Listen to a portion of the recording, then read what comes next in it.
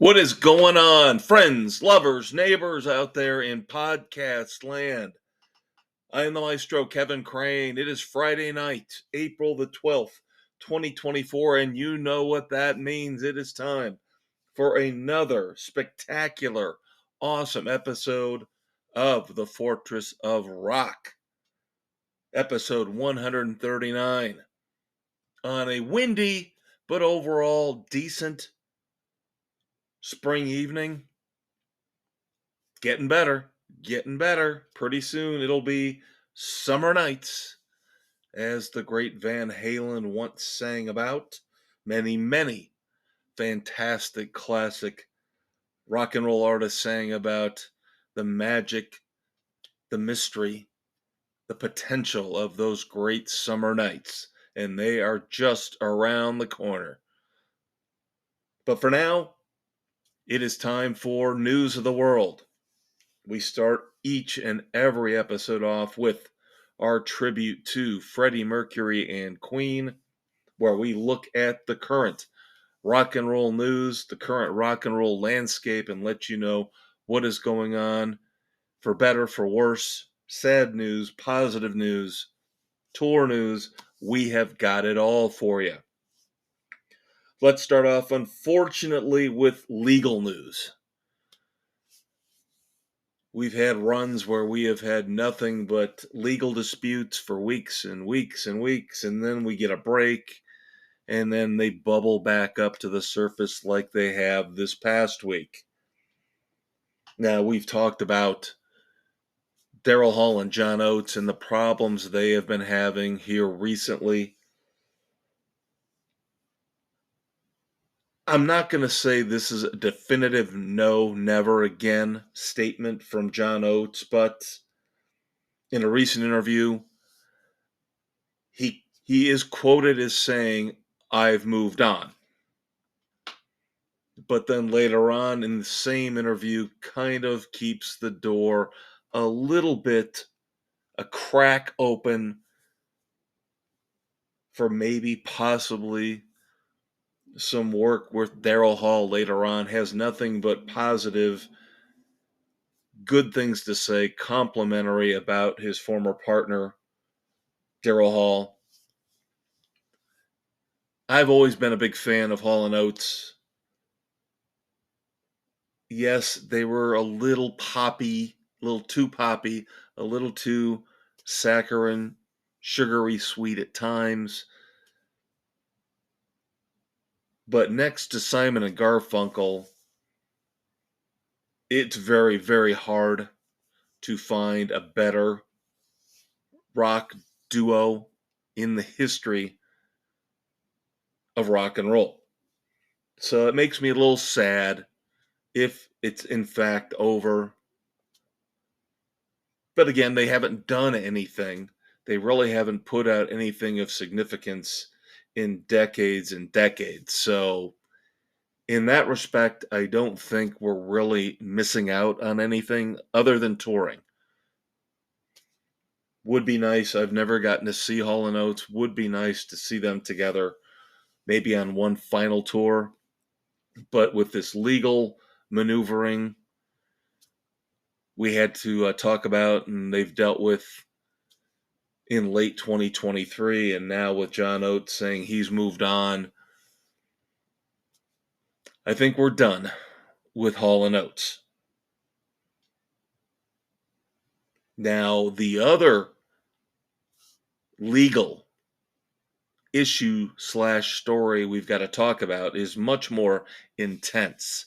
As the Hall & Oates lawsuit fades away and their partnership dissolves, the Journey situation, which was another one that was taking over a lot of our headlines and our time in News of the World last year, early this year, has seemed to, that's dissipated as well. That's gone away.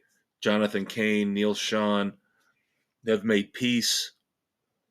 Journey, of course, out on the road with Toto right now. But bitter animosity going on between Burton Cummings and the current incarnation of the Guess Who. I'm not a cover band type of guy. I'm not a tribute band guy. I have friends who have asked me, do you want to go see this tribute band or that tribute band? Tickets are cheap, tickets are free. I say no, no, no, no. Now, if I am in a bar, if I want to go and have a couple adult beverages and listen to a bar band cover classic rock and roll songs, that's one thing. I'm all down with that. I'm all good with that.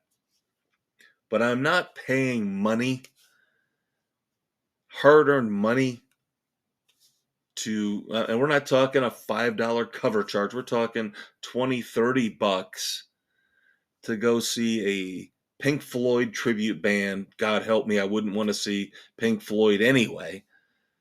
But Van Halen, AC/DC, you pick the band. You pick a good band. And I'm still going to say no.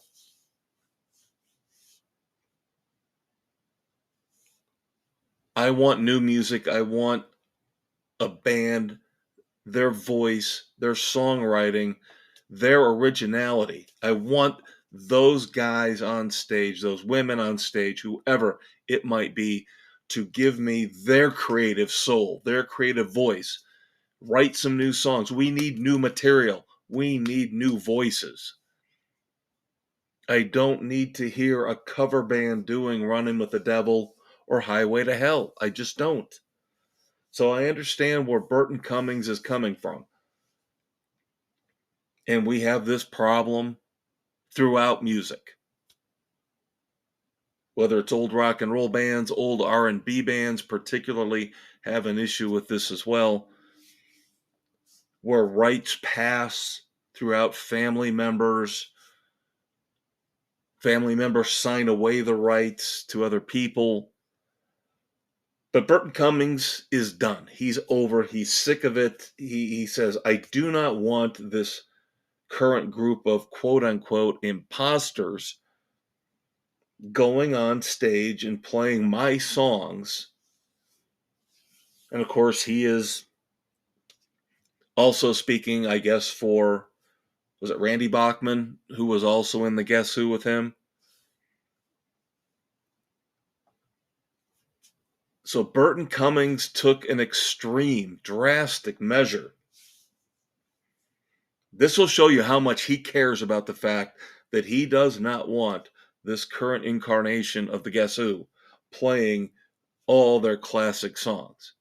And this is a band I came into later on in life. And I love the Guess Who now. I absolutely love the Guess Who. So I will stand behind Burton Cummings 100% on this. If he does not want these guys playing his songs, I'm down with it. But the drastic measure he has taken is he has terminated his rights agreements on all the Guess Who songs that he wrote in an effort to prevent what he calls the fake Guess Who from performing them live. And as of right now, the current incarnation of the Guess Who have had to cancel 5 shows because of Burton Cummings and his legal maneuvering. Let me explain as best I can a little bit more about what he's done. And if I don't get as in-depth as you would like, feel free to jump out there and do some research. Ultimate Classic Rock has a nice breakdown of what happened. But Burton Cummings is basically committed royalty suicide, at least for a short period of time, by terminating these rights agreements. The current group, calling themselves the Guess Who, cannot play any song written by Burton Cummings, which is a lot of the Guess Who's hits, without putting themselves up for a lawsuit, making themselves vulnerable to litigation. Now, the part that really stinks for Burton Cummings is by terminating the rights agreements on the Guess Who songs that he wrote. And again, a lot of hits involved here, a lot of very popular songs. Yes, he blocks the imposters. Again, that's his words. I kind of agree with him, but his words, the imposters, they can't play them live because venues, a lot of venues across the country, have to pay royalty money back to bands if their songs are played in certain live venues. And this is something I did not know. This is something I learned researching this story. I knew that you play a song on the radio, you got to pay a certain amount back to the band, publishing rights. You play a song on a TV show or in a movie, you got to pay money back, publishing rights. But I did not realize that in a live setting, you still have to pay royalty money back to the artist. In a way that troubles me. In a way it bothers me. Now, I don't know how far down that goes. Are we talking major venues? Are we talking situations where the ticket prices are, there's a threshold of 30? I would hate to think that a bar band, maybe there's a $5 cover charge. A bar band can't play cover songs without having to kick money back to Motley Crue or AC/DC or Van Halen or the Guess Who. To me, that's a little, that's a little ticky-tack. That's a little cheap. Then you're really stifling rock and roll. But I understand completely if you've got somebody out there saying your songs being played by the Guess Who, and you used to be in the Guess Who, and you wrote all these songs as a member of the Guess Who, and you want to block them from playing them, this legal wrangling, I kind of understand, I kind of get. But he is also blocking himself from getting royalties when it comes to streaming, radio airplay, any other type of song royalty that he would get from the great Guess Who songs that he wrote. So this is a tangled web. This is a mess.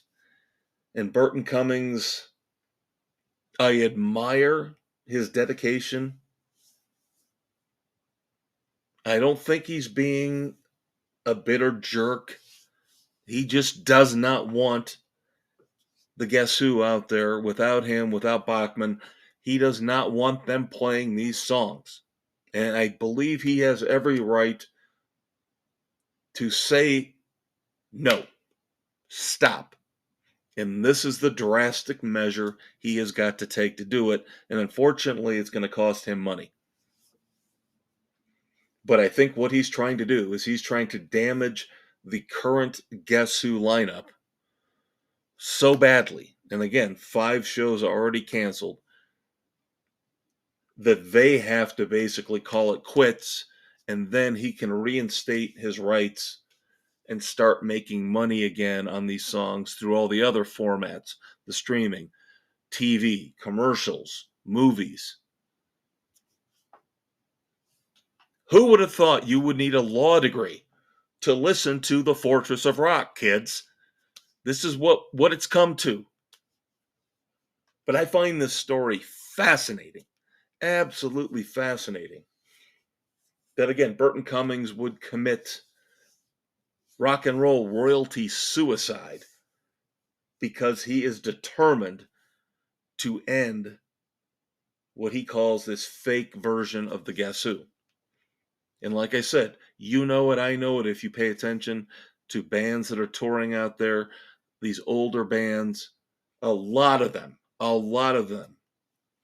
maybe have one original member left, if that. Now we've got a band like Foreigner, where you have no original members left, but the founding member of the band, Mick Jones, has given his blessing and given his go-ahead to the current version of Foreigner. Of course, on the farewell tour that will never end, but they're not the only ones that did it. With Kelly Hansen and Jeff Pilson, actually going to have a review of them for you live in a couple months, along with Styx. So it's a very tricky situation. You've got a Mick Jones who says, yes, I approve of the lineup. I give them my blessing. You've got Burton Cummings who says, no way, this is not the Guess Who. Stop playing my songs. There you go. We talked about Sammy Hagar last week. Hope you checked out, or going to check out, as you listen to this. We've still got a couple days to go on Access TV. Sammy Super Sunday, coming up this Sunday, April the 14th. Sammy Hagar made an appearance at the CMT Awards here recently, paying tribute to the late, great Toby Keith. So that was very cool. And again, you've still got a chance to see Sammy Super Sunday coming up April the 14th on Access TV. Sticking with country music, I know I've told you I kind of try to blend in R&B and disco, blues, country when I can, if it's appropriate, if it pertains to what we're discussing. You know I love Hootie and the Blowfish. So Darius Rucker, of course, lead singer of Hootie and the Blowfish, but now, if he really just wanted to make bundles and bundles and truckloads of money, would stick with his country career, because now he is an established superstar in the world of country music. And you know I love rock and roll movies, rock and roll memoirs, books, documentaries. So Darius Rucker has written his memoir. It is called Life's Too Short, and it's coming out next month. It is coming out May the 28th. So if you're like me, you read and you collect these rock and roll biographies and memoirs, I will be on the lookout for Life's Too Short from Darius Rucker. What about movies? Talked about books. Let's talk about movies. 20th Century Studios has an agreement. They have landed the rights. They're going to finance a movie called Deliver Me From Nowhere. Now, I don't know how they're going to pull this off, honestly. This is almost digging a little too deep in rock and roll mythology. Let's put it this way.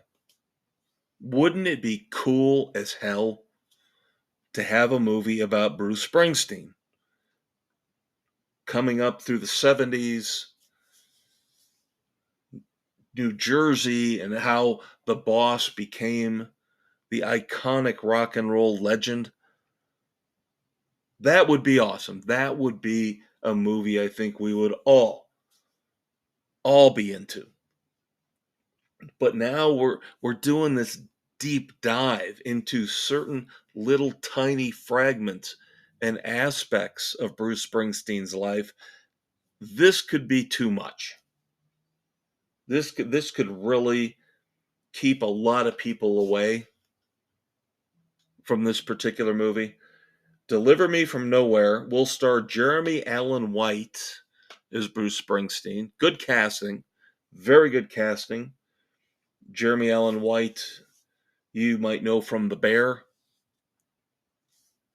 Hulu FX show, very well received, award-winning show, and he was most recently also in the movies in The Iron Claw, another well-received project. That one starred Zac Efron, a story about the Von Erich wrestling family.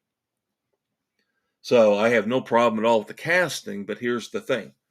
Instead of taking a career-encompassing look at the boss, Deliver Me From Nowhere focuses exclusively on the making of Nebraska. Okay.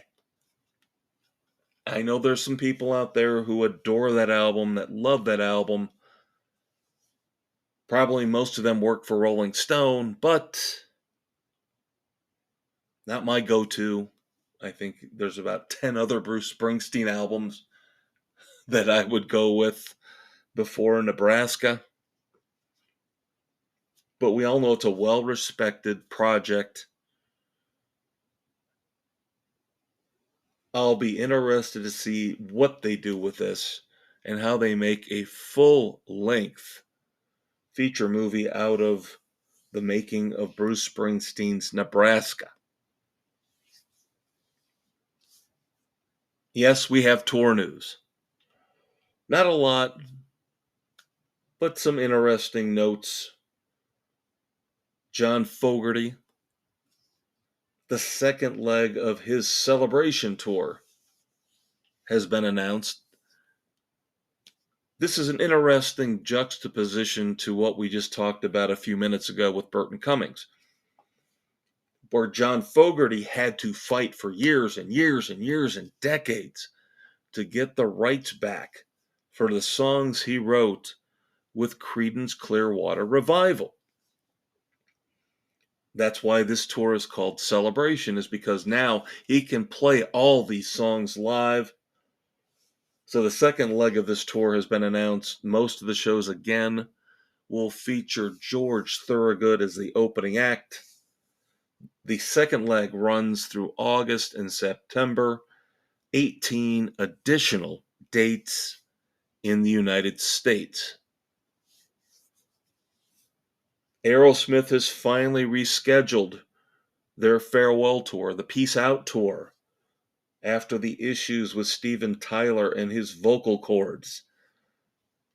Again, the Black Crowes will open for almost all of these dates. Now they will run from September of 2024 into February of 2025. And then a new tour announcement, which I find this pairing fascinating, absolutely fascinating. Deep Purple and Yes going out on the road together.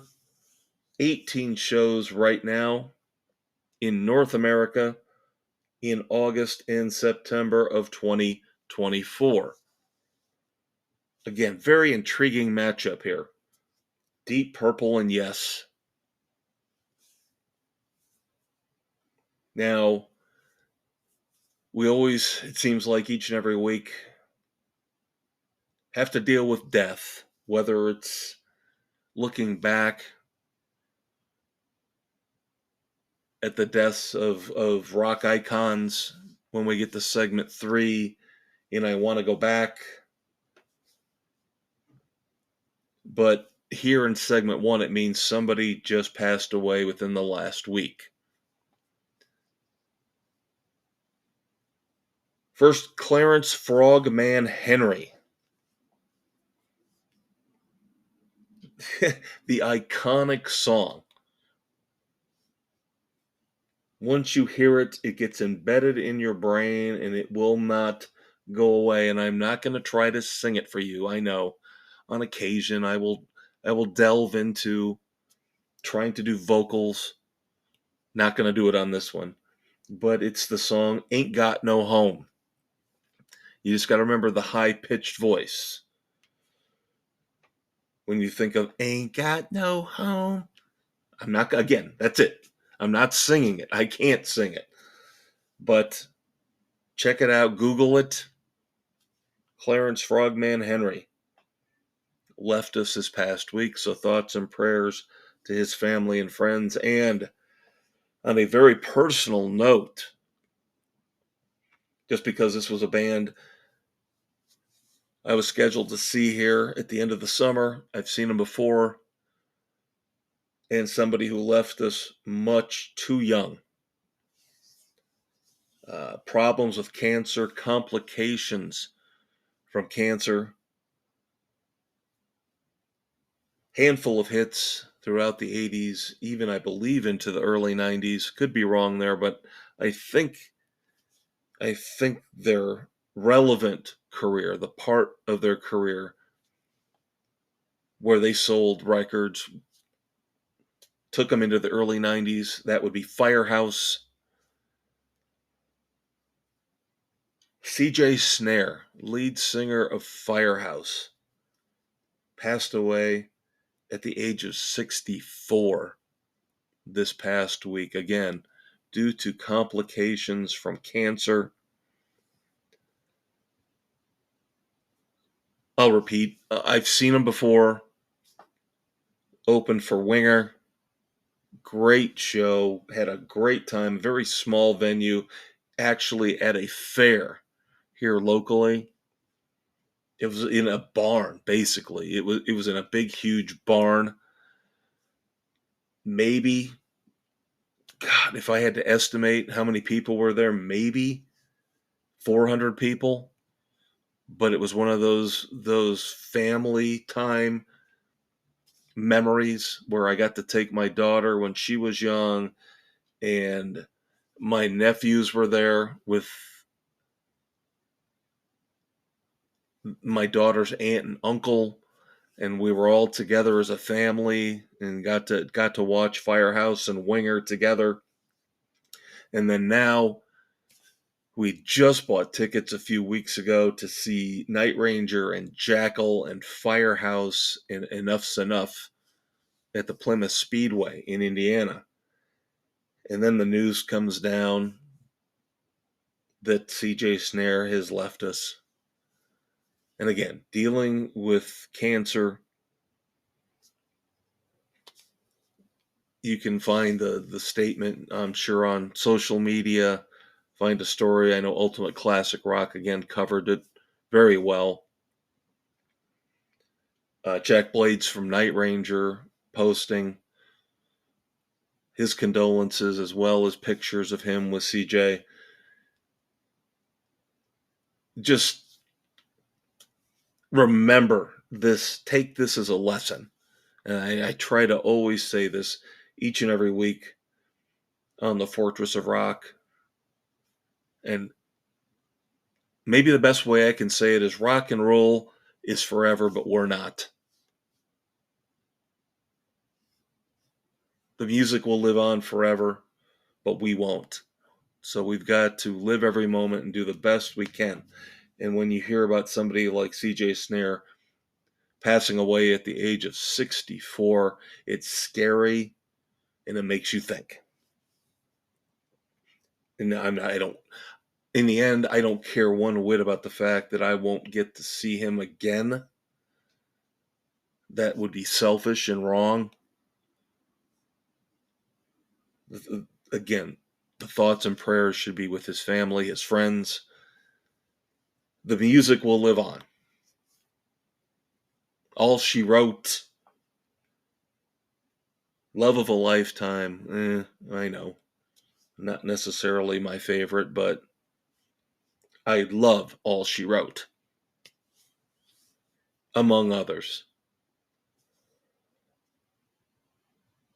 So there you go, kids. News of the world. Sorry to end on a little bit of a down note, but it seems like, again, each and every week, as we get older and older, so do the rock gods, the rock icons that we listen to, that we worship. The hard living catches up with them. Quick break. Breakdown is up next. I'll be right back.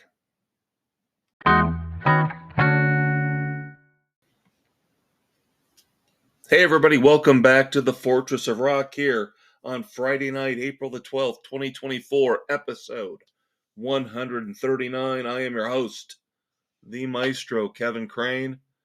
We're in Studio B here at the Fortress of Rock as we undergo some changes with how we put together each and every week's podcast. Hopefully you will not notice the changes. We started last week with these little goofy, short, generic music interludes. We're going to do that for another month, just about another month or so, and then we're going to figure something else out. I've talked about it in the past with you guys. I'd kind of like to go nonstop, but the way we structure this podcast lends itself to little breaks. So that's why I've been doing these goofy, pre-recorded, generic 2-3 second musical interludes. So bear with me for another month or so until we get it all sorted out. That should be the only change that you hear for the next month when it comes to this podcast. What is not changing is what each and every segment is all about.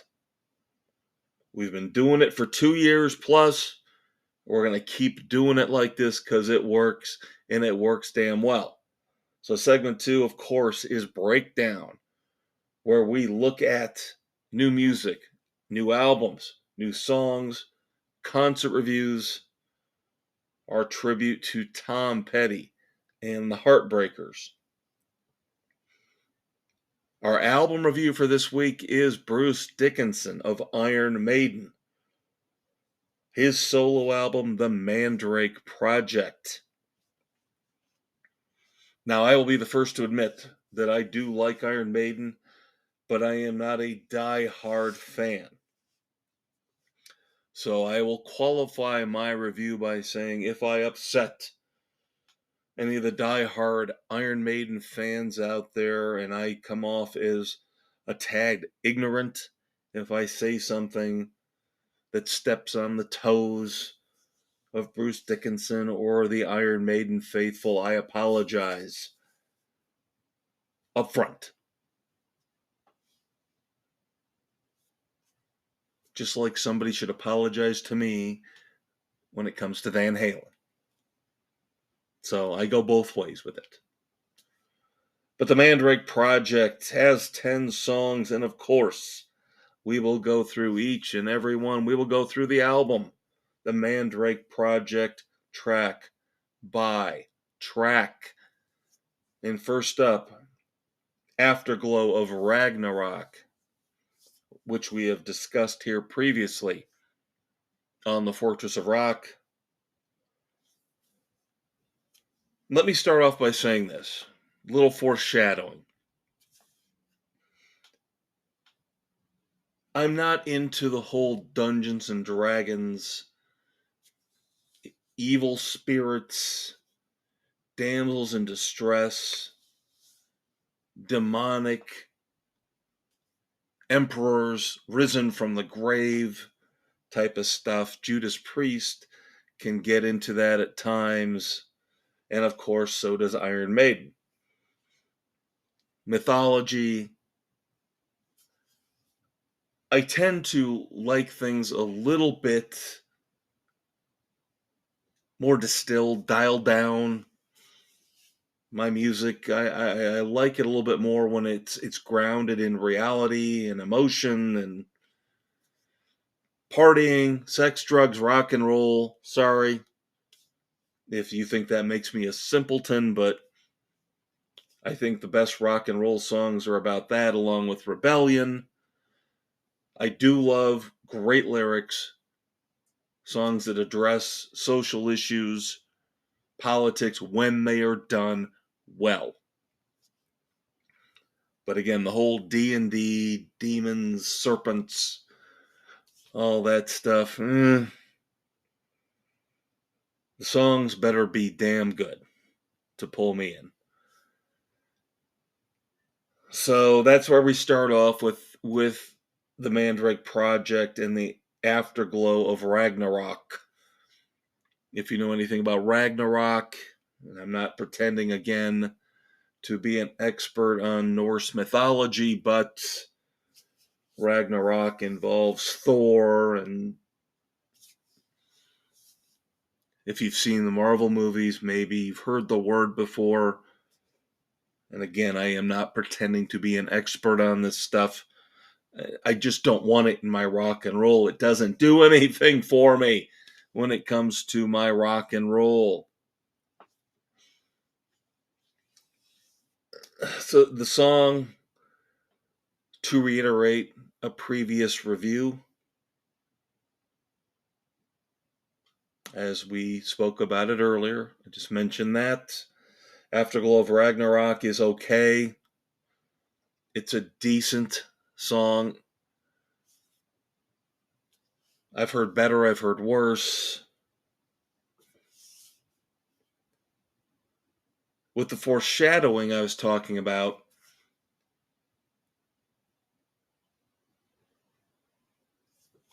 when Bruce Dickinson on this album dials it down and does distill things down to more basic levels of rock and roll, basic song structures, tries to make the songs a little bit catchier.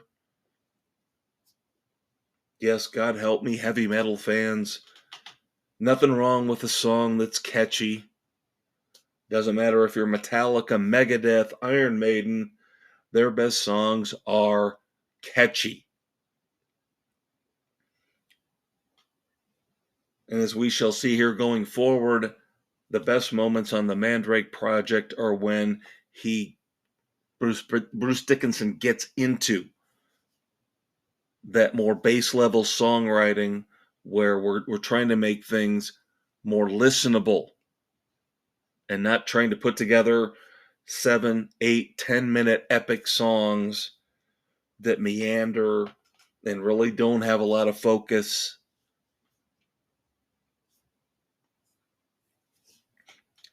So after the mediocre start with Afterglow of Ragnarok, we get a nice run of a couple songs here with song 2, Many Doors to Hell.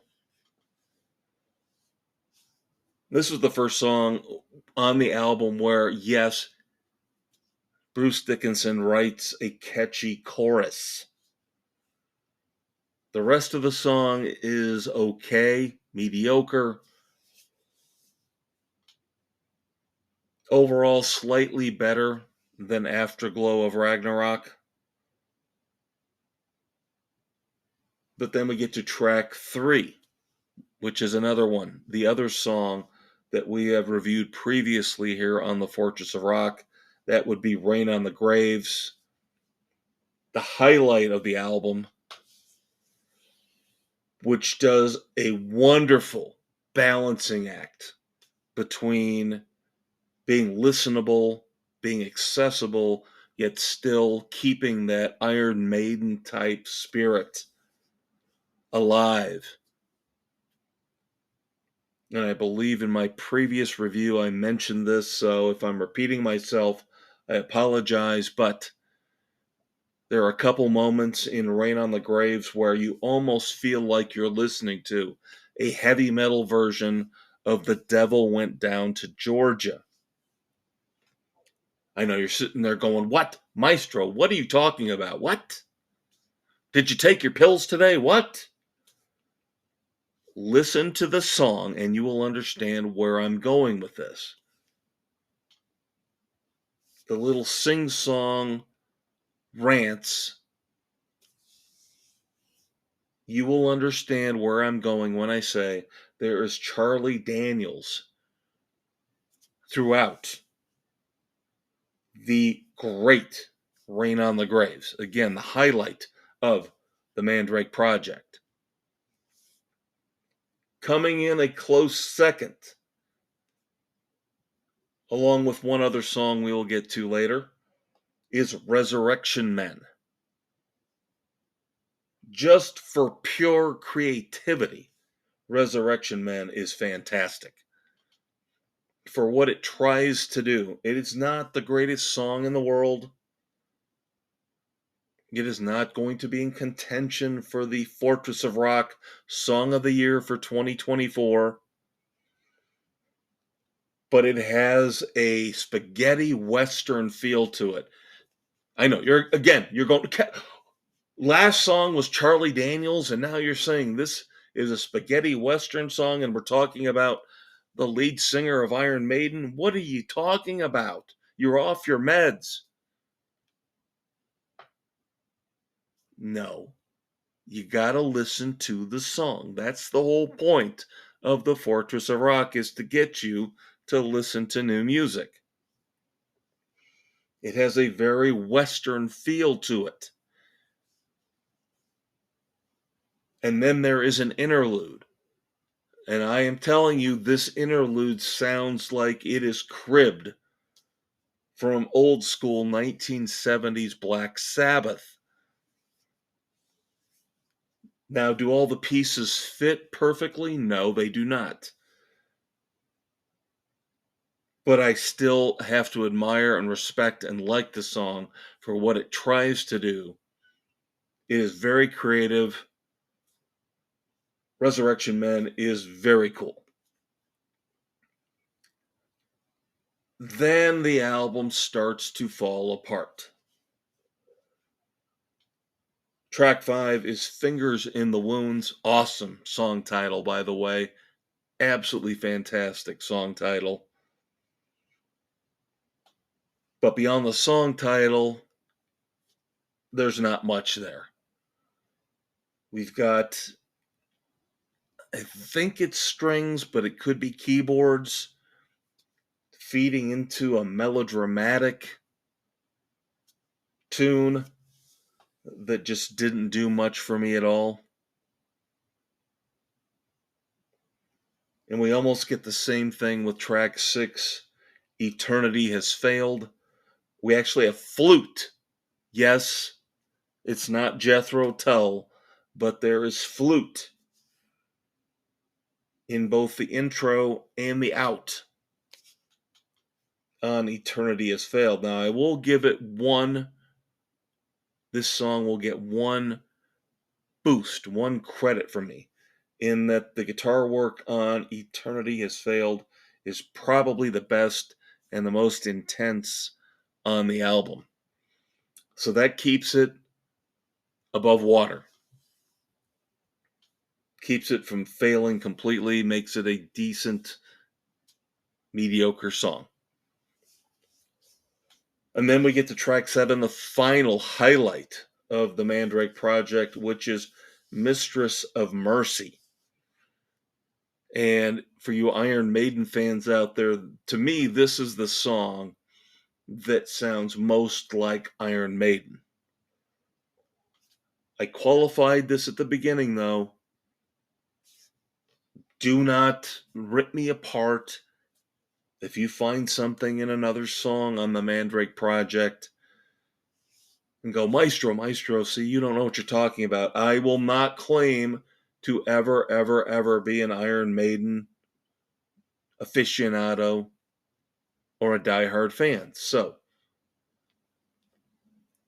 on the outside looking in, let's put it that way, I would say Mistress of Mercy is the closest you're going to get to a true blue Iron Maiden song. It rocks, along with Rain on the Graves and Resurrection Men.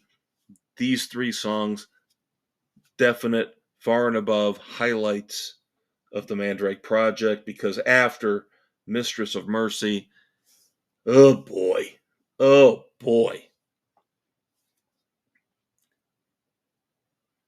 the Mandrake Project is not good.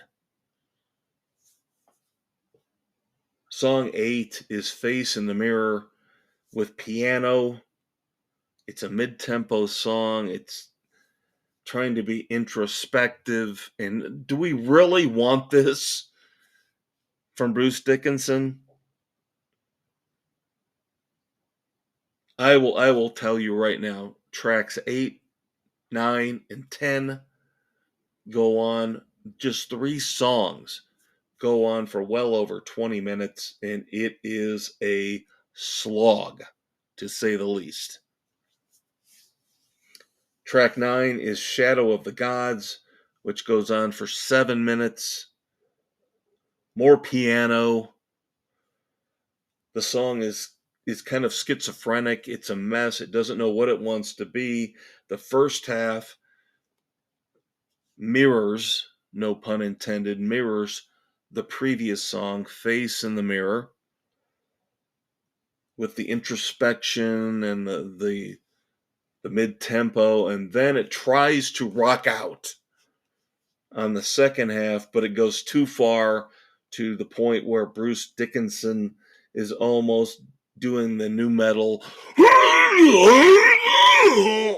me a muffin and jelly. That type of stuff that I absolutely cannot tolerate. He gets very, very, very close to the edge on that one. And at this point, through 9 songs, that song, Shadow of the Gods, is probably my least favorite. But then we get to the final song, Sonata, subtitled Immortal Beloved. And this one goes on for almost 10 minutes. And whereas Shadow of the Gods was kind of a schizophrenic mess, is it a mid-tempo ballad? Is it a new metal rocker? I guess you could say at least it's interesting. Sonata is just boring and boring and goes on, and it's still boring and it's boring, and we're almost 10 minutes in and it's boring.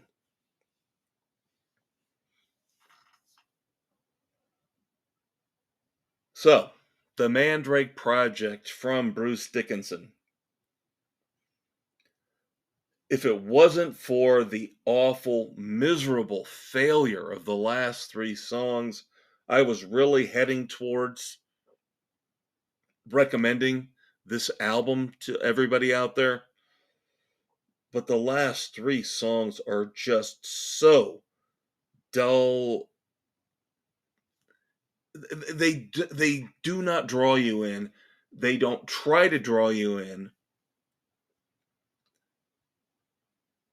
It's just self-indulgent boredom is what it is. And so because of those last 3 songs, despite the fact there are some really good high points on the Mandrake Project, I cannot recommend the album. I just can't. I do not want to subject you guys to those last 3 songs. And like I said, Fingers in the Wounds and Eternity Has Failed aren't much better. So when we get to the point where maybe half the album is good, I can't recommend it to you. I'm not going to waste your time. Let me take the bullet. Let me take the hit. And one song this week for you. Second single from Kings of Leon. The brand new album. Can we please have fun? Coming out soon. Mid-May. Now, I am a big Kings of Leon fan. So, of course, the Iron Maiden people will get mad at me. How dare you disparage Bruce Dickinson, and then you come around and you say you like Kings of Leon, and what? You like the new song? Yes, I do like the new song a lot.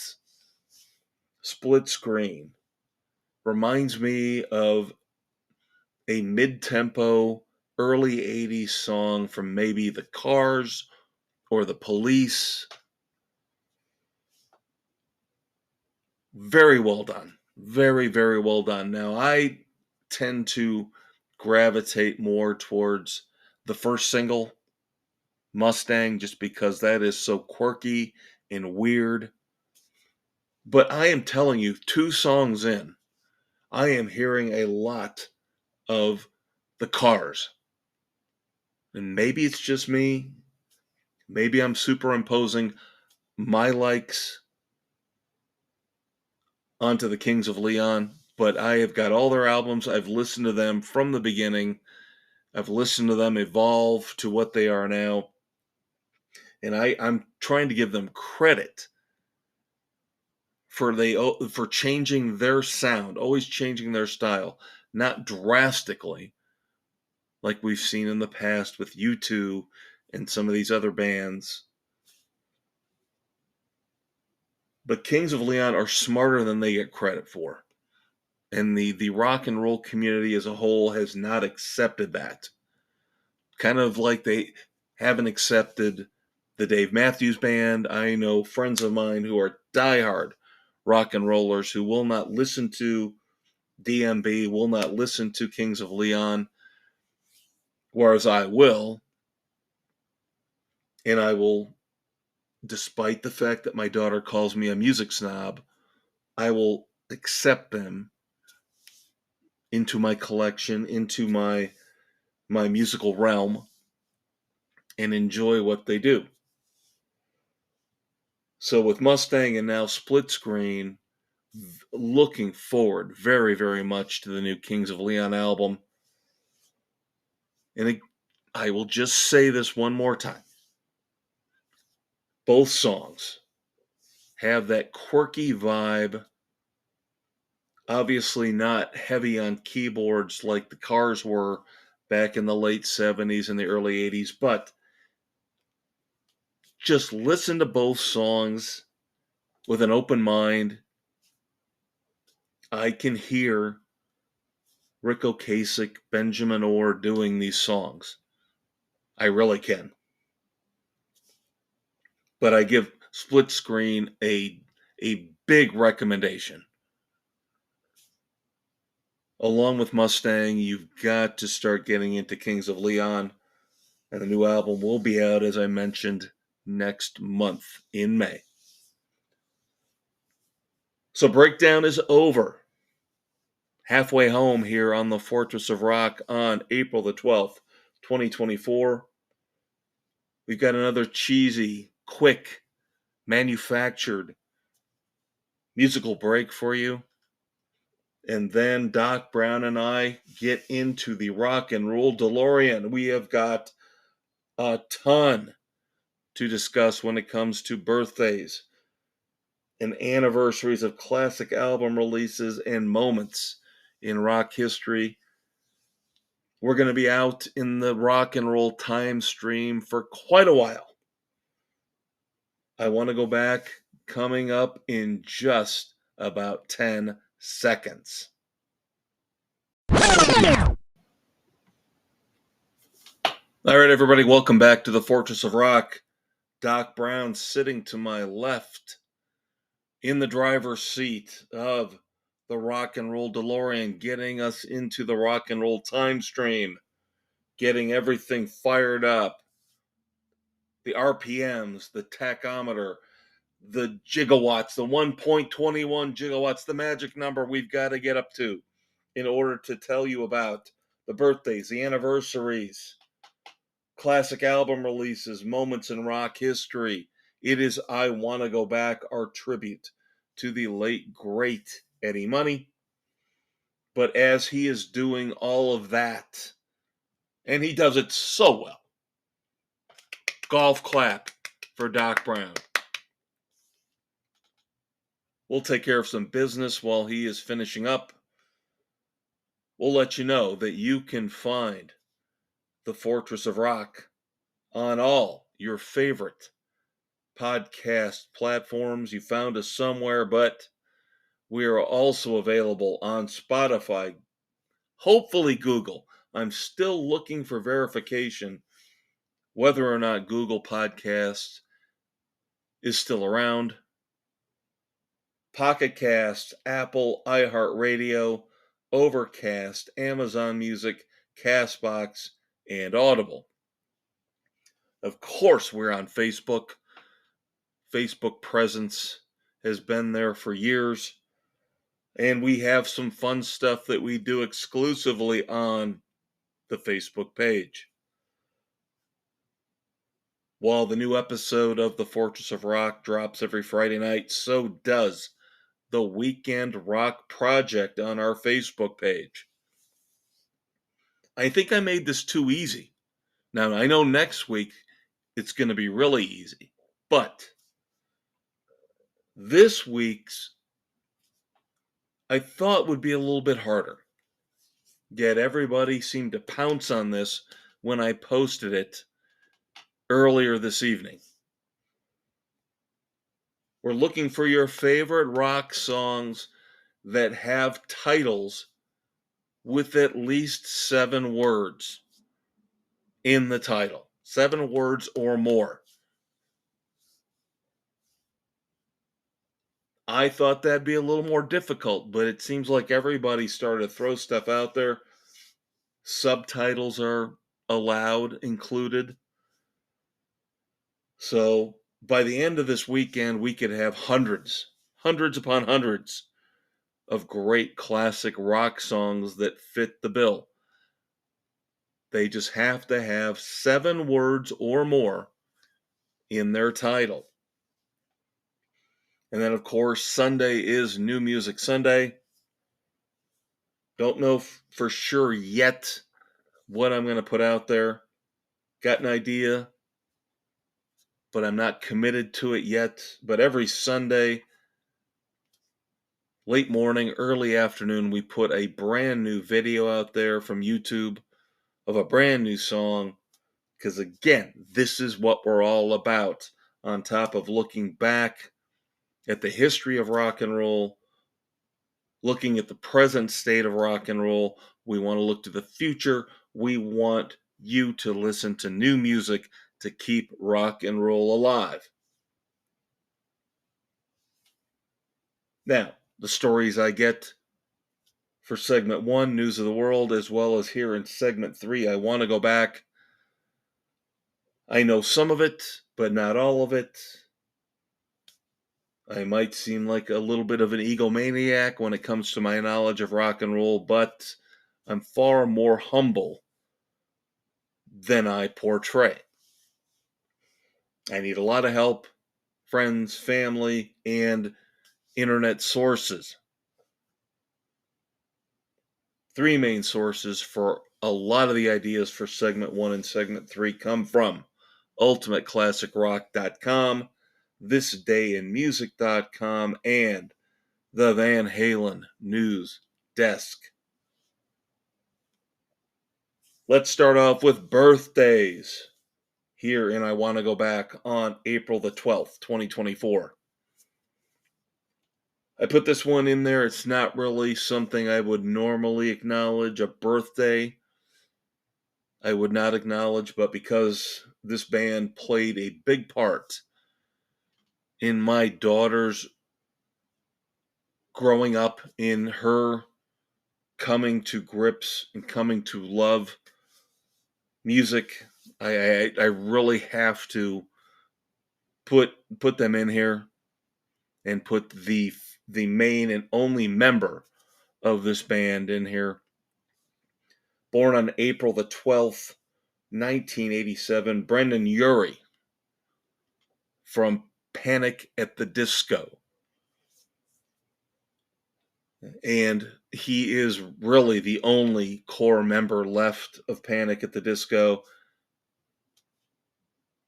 And I put Panic at the Disco in here solely because, again, whereas there are bands from the 70s, acts from the 70s, some disco, some R&B, which we'll get to here in a few minutes, that influenced me and got me on the right path, got me listening to music, and then eventually I refined my taste, refined and tweaked and streamlined what I wanted to listen to, and that got me to AC/DC and John Mellencamp and Van Halen, and history set itself in stone at that point. So for my daughter, it was Panic at the Disco. So Brendan Urie, born on this day in 1987. Now, here's a band that I tried to get into early on, and they have a couple good songs. They have a couple good albums, but I've faded out on them. And I would look at this band as was one of those bands where I had a quest over the last 25 years or so to start finding new music. Who are going to be the next great bands, the next great performers in rock and roll once the grunge era started to peter out a little bit. And we're talking about Coldplay. And Coldplay just never gravitated to me. Some good songs. Clocks, a ridiculously great song. Ridiculously great piano-driven song.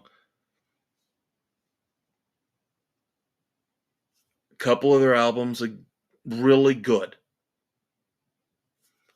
But in the end, I've kind of faded out on them. I have not listened to their last few albums. But on this day, April the 12th, 1978, Guy Berryman is the bass player for Coldplay. He was born on this day, so happy birthday to Guy Berryman. Now we go all the way back to April the 12th, 1964.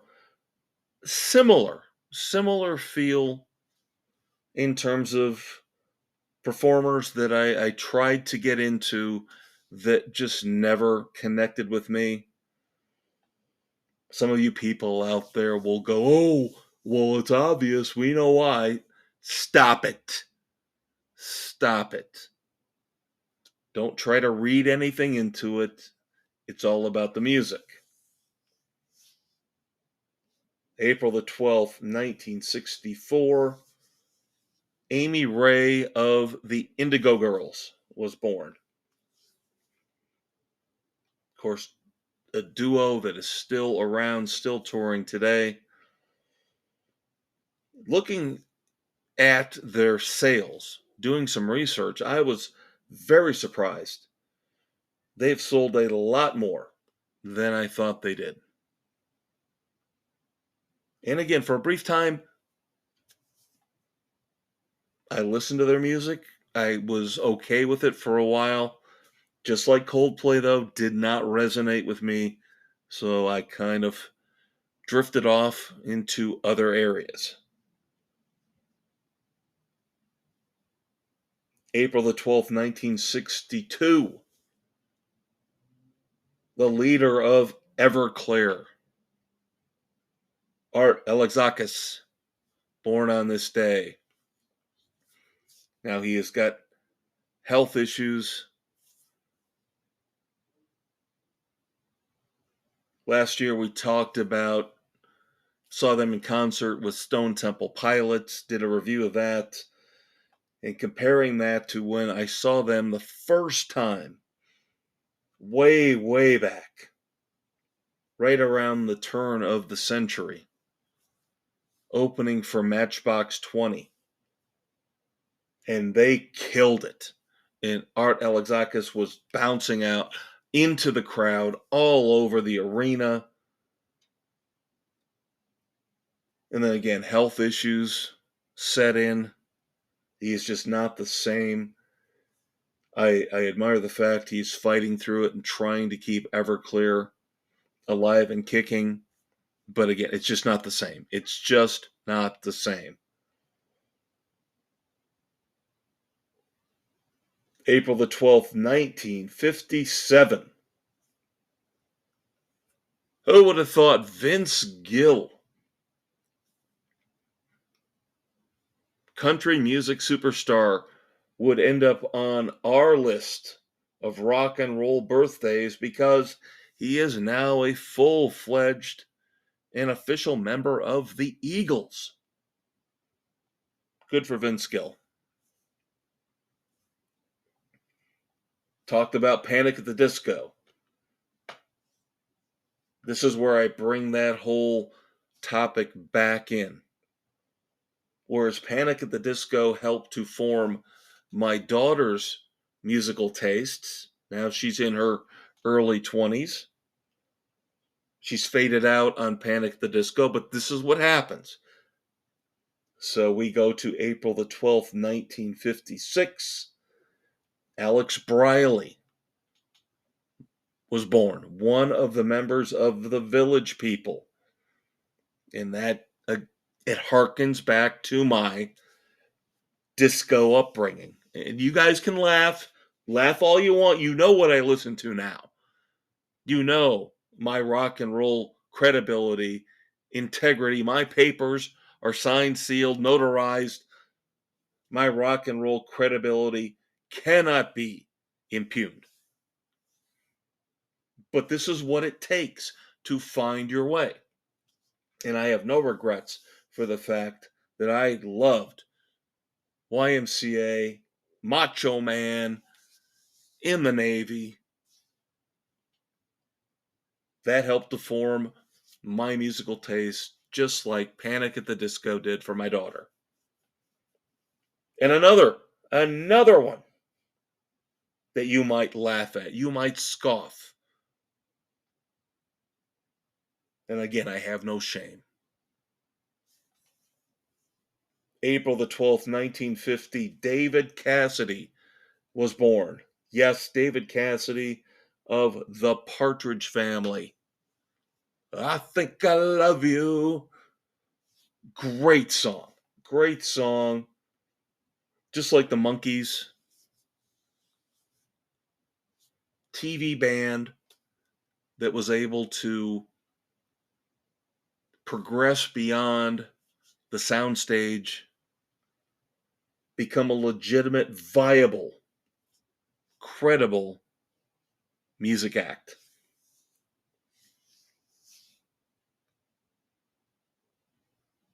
April the 12th, 1944, John Kay.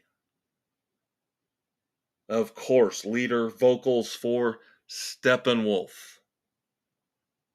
Born to be wild. Really only two big hit songs for Steppenwolf, Born to be Wild and Magic Carpet Ride.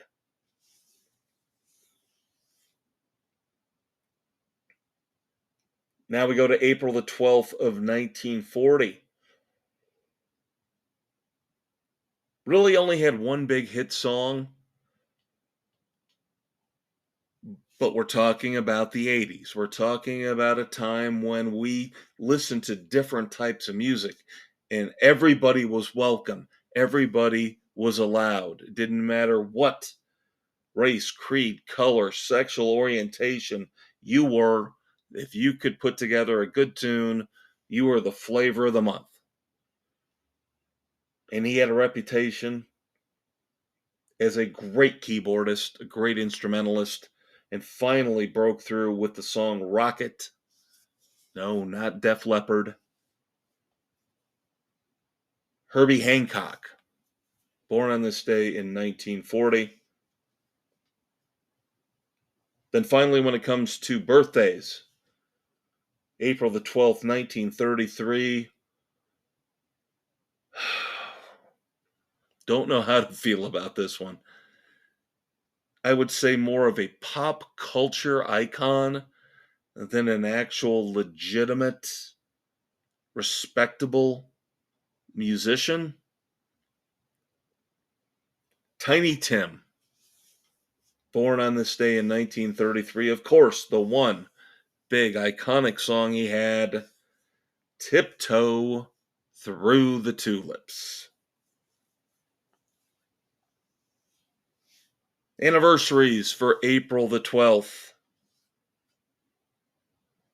April the 12th, 2016. And if you have not done any research on this, like I did when this lawsuit first came to light, we talked a little bit about lawsuits, rock and roll lawsuits in segment 1, Hall Oates, Journey, and now Burton Cummings with the Guess Who.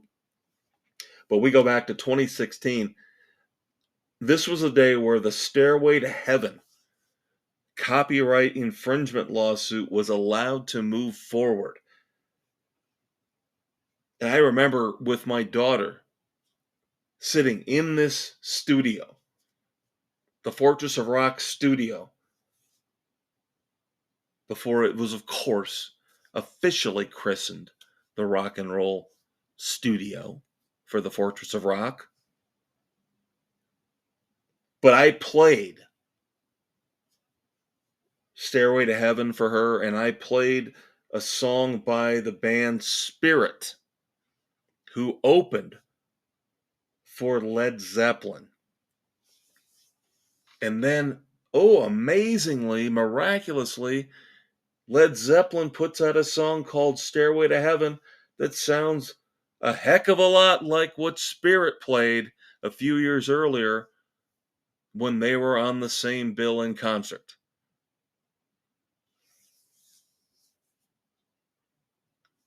I can't do it for you. You're going to have to go out and listen to the two songs. Now, eventually, Led Zeppelin was exonerated. Spirit did not get anything from this lawsuit, but I am telling you, and I know there's only so many notes and chords, and there's only so many permutations and combinations that we can put together.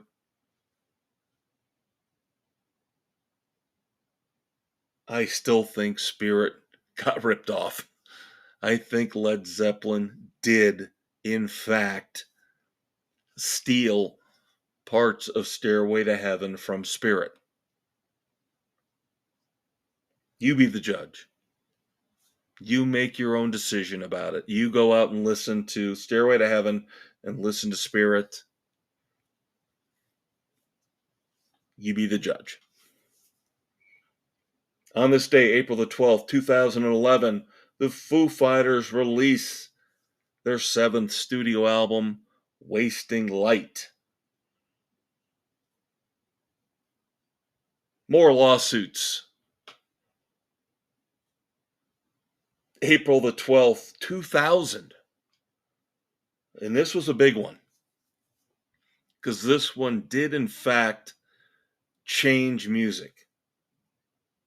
Metallica. Remember this one, kids? Metallica sued Napster, Yale, USC, and Indiana University for copyright infringement due to file sharing. And even though file sharing goes on to this day, it doesn't seem to impact movies. But I think it really still, the effects of Napster and what came after really, really severely damaged music when it came to being able to reimburse artists for sales, because now nobody will go out and buy a physical album, a CD, vinyl, when they can just download it off the internet illegally. And that all started back with Napster. April the 12th, 1989. Again, more diversity when it comes to our music. Cannot deny the impact, the influence of one of the top-selling artists of all time. On this day in 1989, Garth Brooks released his debut self-titled LP. Now we jump back to 1969, April the 12th. The Fifth Dimension had the number one single in the U.S. on this day with the fantastic, awesome Aquarius, Let the Sun Shine In. Awesome song. Absolutely fantastic. Again, some R&B, late 60s, early 70s soul. Awesome. April the 12th, 1966. Karma, irony, call it what you will. Jan Berry of Jan and Dean suffered severe injuries that took him forever to come back from, including partial paralysis,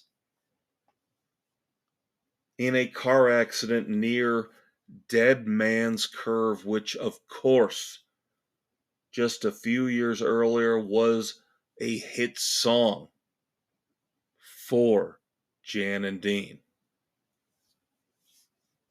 Rock and roll karma in the worst possible way for Jan Berry. And finally, for our anniversaries, but maybe the most significant, because this could be called the start of rock and roll. April the 12th, 1954. Bill Haley records the song Rock Around the Clock in New York City, and the world would never be the same again. And that's going to do it for I Want to Go Back. Hope you enjoyed it as much as I did. So much stuff there to cover. Doc Brown's looking like he's gassed. He's out of it. He's tired. Bringing us back out of the rock and roll time stream, we are pulling the rock and roll DeLorean back into the Fortress of Rock in the garage, pulling up the drawbridge over the moat. But we are not done yet. Another quick 10-second, cheesy, pre-recorded musical break. And then we'll talk about the future, because of course we've talked about the past. We've talked about the present. Now it's time to look ahead for the next month or two. What are we going to discuss on the Fortress of Rock? April, May, maybe even into June of 2024. Hang out for just a few seconds and I will be right back and we can discuss.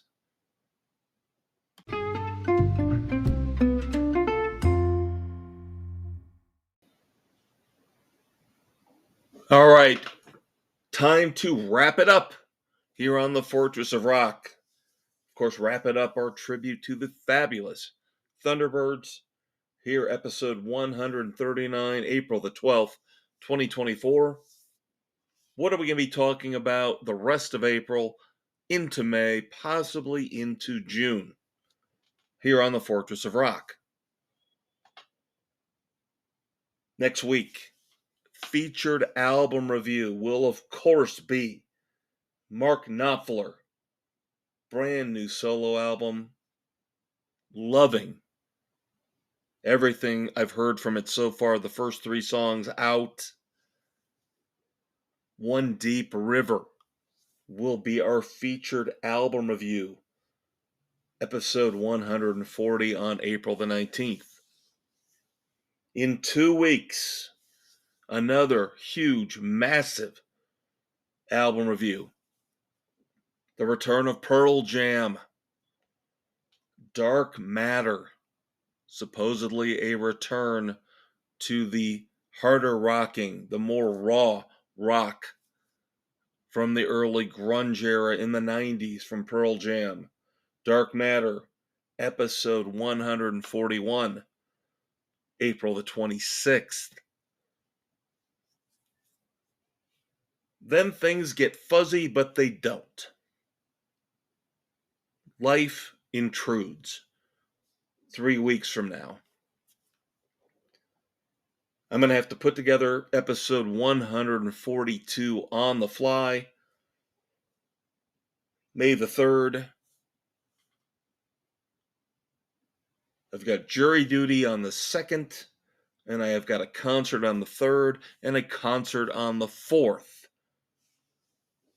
So I'm going to have to put things together a little bit earlier than I normally would, and we're probably going to stray away from an album. I've talked about the fact that I will try to delve into this Bon Jovi documentary coming out on Hulu and Disney Plus.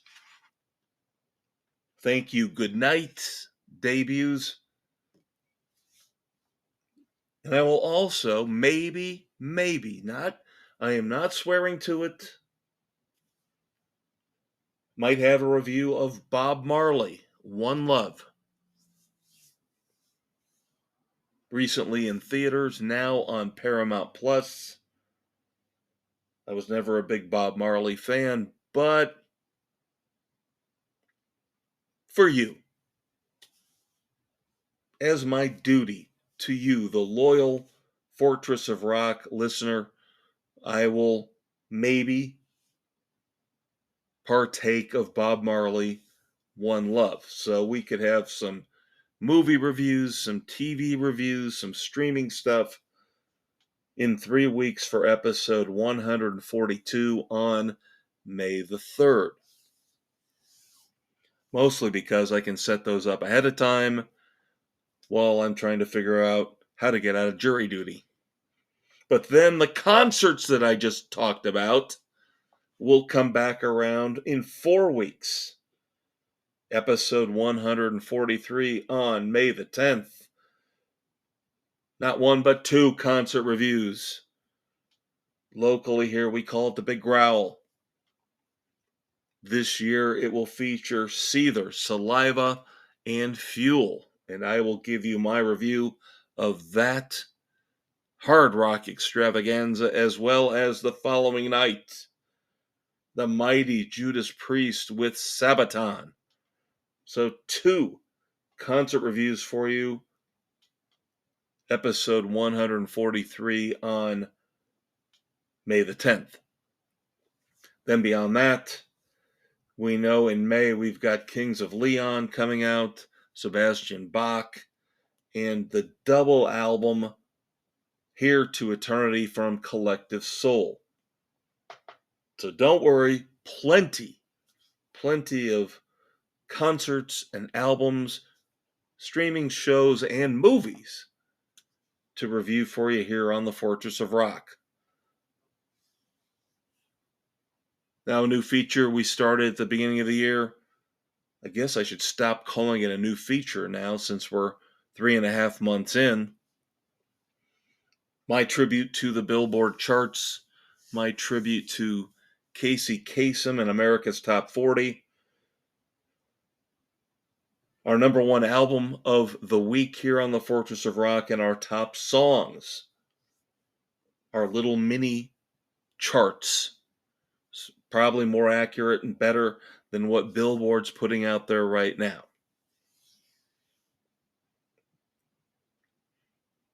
Now, I've listened to it a little bit. It just came out today. But I have listened to the singles a lot here over the past week without a lot of fierce competition. Maybe you can call it cheating. I might be cheating a little bit. But my number 1 album here on episode 139, One Deep River by Mark Knopfler. And then our top songs, I almost went with Mark Knopfler again. And for the 3rd week in a row, I almost went with Two Pairs of Hands. Sorry, it wouldn't have been 3. It would have been 2 in a row. My apologies. But I restrained myself. I figured, okay, we're going to give Mark Knopfler the number 1 album, so let's hold off on going with Two Pairs of Hands again as a top song this week. So let's go with Split Screen from Kings of Leon. And the brand new song finally released. Mother's Love, the first single off of Collective Soul's upcoming double album, Here to Eternity. Now, there have been leaked videos in concert of them performing this song that I have been listening to and watching. But finally today, Mother's Love is officially out as the first single, along with Split Screen, Mother's Love, our top songs of the week here on the Fortress of Rock. Now, next week I will give you my full official review of Mother's Love. We'll also finally get to review of that, some people say, nepotism supergroup, The Effect. Great logo, by the way. Again, I cannot emphasize how much I love the logo for The Effect. Their latest single, Toxic Envy, as we await their debut album. Of course, Phil Collins' son, Nick Collins, on drums for The Effect, and the son of Steve Lukather of Toto in that band as well. Second single from Orgy of the Damned, Slash's blues covers album. Slash with country legend, I guess we can call him a legend, Chris Stapleton. Oh Well, very well-known song.